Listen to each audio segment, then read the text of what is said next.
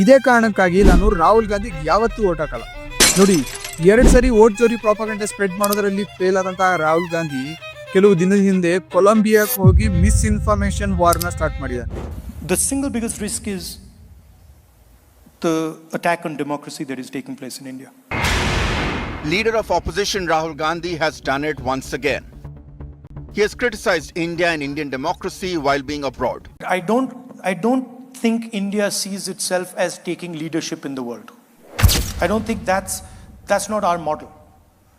ನೀವೇ ಹೇಳಿ, ನೀವು ಯಾವತ್ತಾದ್ರೂ ನಿಮ್ಮ ನೆಂಟರ ಮನೆಗೆ ಹೋಗಿ ನಿಮ್ಮ ಫ್ಯಾಮಿಲಿ ಪ್ರಾಬ್ಲಮ್ಗಳ ಬಗ್ಗೆ ಮತ್ತೆ ನಿಮ್ಮ ಫ್ಯಾಮಿಲಿಯ ಬಗ್ಗೆ ಅವಹೇಳನಕಾರಿ ಹೇಳಿಕೆಗಳನ್ನ ಕೊಟ್ಟಿದ್ದೀರಾ? ಹಂಗ್ ಕೊಡ್ತಾ ಇದ್ದೀರಾ ಅಂತಂದ್ರೆ ಮೊಟ್ಟ ಮೊದಲನೇದಾಗಿ ನೀವು ಆ ಫ್ಯಾಮಿಲಿ ಮೆಂಬರ್ ಅಲ್ಲ. ಇಲ್ಲ ಅಂದ್ರೆ ನೀವು ಆ ಫ್ಯಾಮಿಲಿನ ಒಡೆಯಕ್ ಟ್ರೈ ಮಾಡ್ತಾ ಇದ್ದೀರಾ. ಈ ತರದ ಸ್ಟೇಟ್ಮೆಂಟ್ ಇಂದ ಕಾಂಗ್ರೆಸ್ ನೆಕ್ಸ್ಟ್ ಟೈಮ್ ಆಪೋಸಿಷನ್ ಸ್ಥಾನವನ್ನ ಕಳ್ಕೊಳ್ಳುತ್ತೆ. ನಿಮ್ಗೆಲ್ಲ ಏನ್ ಅನ್ಸುತ್ತೆ? Let me no in the comment. Jai Hind.